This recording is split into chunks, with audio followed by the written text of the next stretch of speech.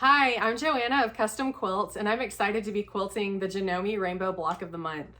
So this block of the month is a really fun quilt, and I'm going to show you step by step how to quilt each block.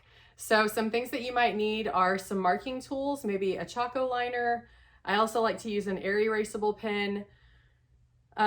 Sometimes I use a water erasing marker, but I don't always like to use those. I typically use the air erasing pens more often.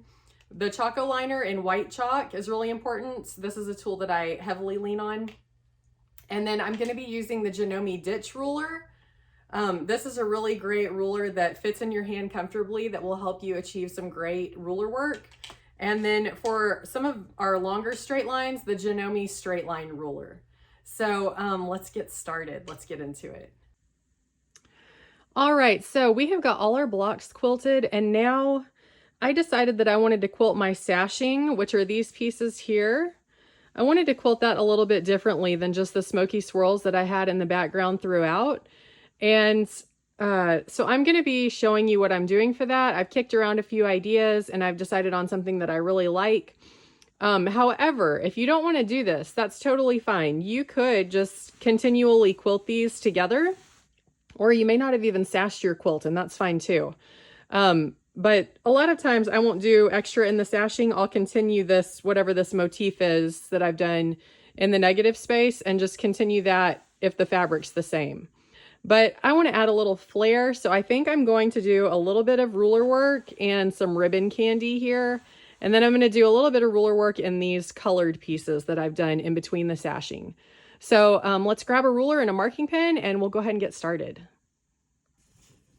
Okay, so I went ahead and took an air erasable marking pen, and I went ahead and marked kind of my quilting plan so that you could see what I'm planning on doing here.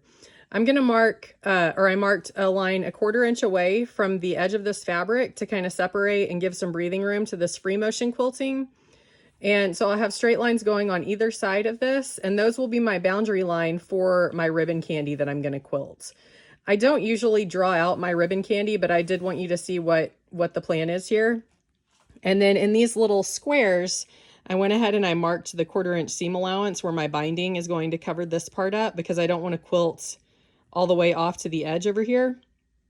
I want my points to show really nicely once I'm done with this, and it's bound and everything like that. So I marked my square into quadrants, and then I drew lines here, and then I marked the halfway point, which is about 1/2 inch from the center.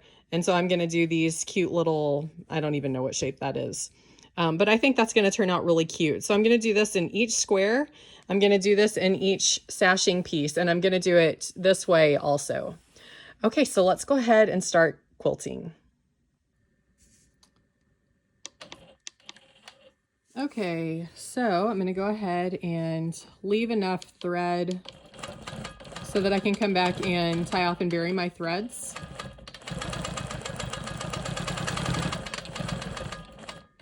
Okay, I'm going to go ahead and I'm going to start doing my 1/4 inch offset line. And for this one, I'm going to use the Janome straight edge ruler because it's a little bit longer and I won't have to reposition my hand a bunch whenever I'm moving.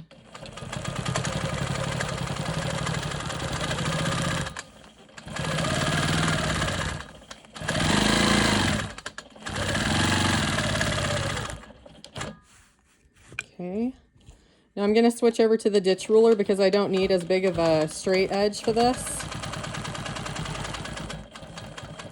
And it's easier to hold in my hand. Okay, now I'm back to the straight edge ruler, a little bit bigger ruler. So I'm going to get that lined up.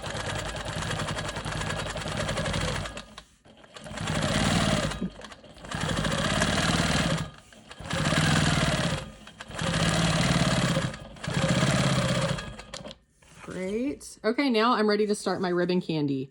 And I may not follow these exactly as I have them drawn because truth be told, I quilt better than I draw. And so sometimes my drawings look a little bit sloppy, but my quilting looks much better. Go figure. I don't know what the deal is with that, but here we go. Let's go ahead and get started with the ribbon candy.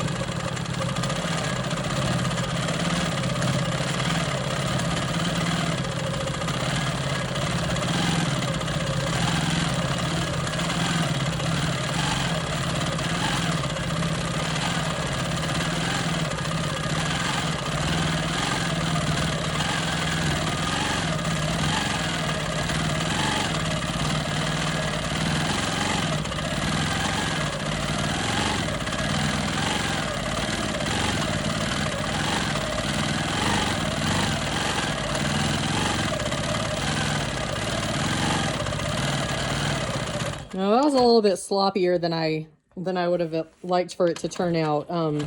Sometimes the drawing ahead of time will kind of mess my vision up or whatever. So, oh, I need to advance my quilt just a little bit. There we go.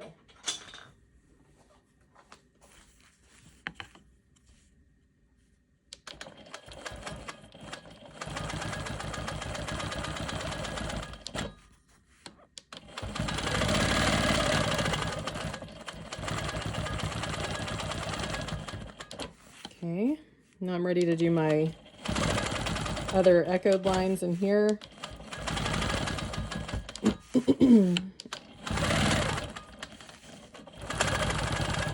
And this is just really simple ruler work. This is more of that shape that we kind of quilted throughout the quilt. So I like to kind of keep my motifs consistent throughout and not do a whole bunch of different stuff that doesn't go together. All right, and that's all she wrote for that one. Come over here. Okay, and now that I am over here, I'm going to talk about quilting this ribbon candy motif on an outer edge. So it's really important that you remember that we've got a 1/4 inch seam allowance down here that's not going to show up once the quilt is bound. So I'm going to go ahead and I'm going to mark that, okay? And I'm going to pretend that that's the edge of my fabric. So I'm marking that right now. I think my pen is probably off camera, so you can't see what I'm doing over here. But that way it's going to keep our distances the same throughout. I don't want to quilt my straight line right here. I want to come up and do it a 1/4 inch offset from that because I'm pretending this is my seam line, if that makes sense. Hopefully it does, because otherwise that line is going to be covered up by binding and we don't want that. So I'm going to come in here and I'm going to quilt my straight lines again, and then I'm going to do my ribbon candy.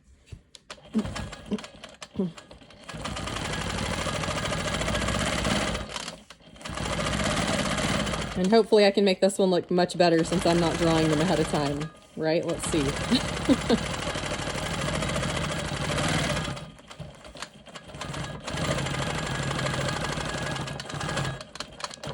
Okay. Now remember, I don't want to quilt on this line. I want to come up and do a line a 1/4 inch above that because this is our imagined, not really imagined, but that's the edge of our quilt. So nothing is going to show up outside of that whenever we quilt that.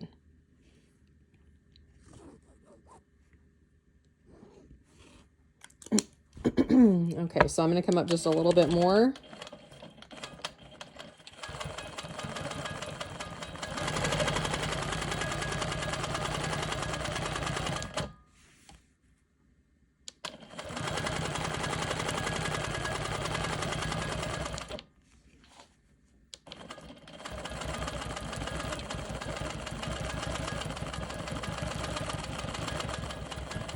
All right, great. Now I'm ready to quilt my ribbon candy. So let's see if I can do a little bit better job this time around since I don't have it pre-marked.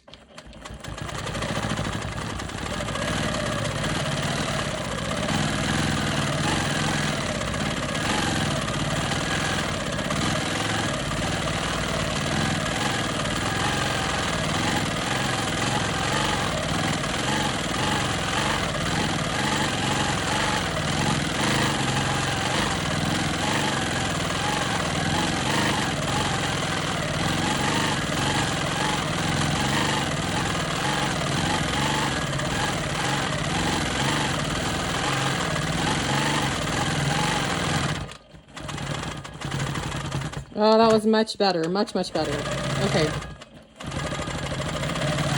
Now, just like I was talking about on this piece, how this is going to fall outside the edge of our binding, so is this piece over here. So this little corner square, I need to make sure that I'm drawing my seam allowance on both outer edges so that my geometric quilting that I'm going to be doing, so that it shows up and it isn't covered up by the binding. That would be a tragedy, right? Okay, so I'm lining that up and I'm going to do a 1/4 inch offset. So everything that I quilt needs to be inside these lines. That way my binding doesn't cover up all my hard work, okay? So I'm going to go ahead and draw in my reference lines here so that everything shows up nice and neat inside the binding. Right, here we go. And then I'm just gonna eyeball the halfway points. It will be okay. All right, so let's go ahead and quilt this so you know how to do the outer edge. Okay, so I'm gonna come in here. I'm not gonna quilt this line, okay? This is just a reference for me. I am gonna quilt the diagonals edge to edge. Right, like that. Great. Okay, now I'm gonna come back and I'm going to start in the intersection of where I drew my seam line. And I kind of missed my mark a little bit right there. I need to pay a little closer attention when I'm quilting. That's much better. Okay, same thing over here.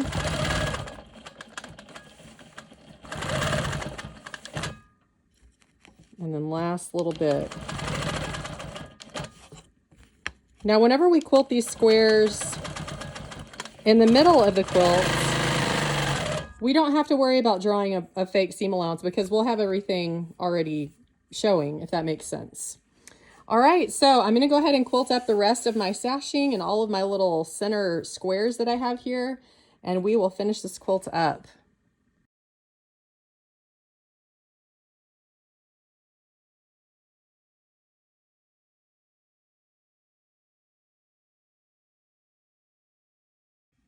All right, so I've got the sashing done on this last row, and I thought I'd show you my progress.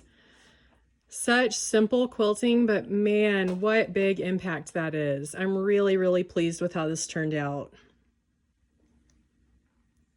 So great.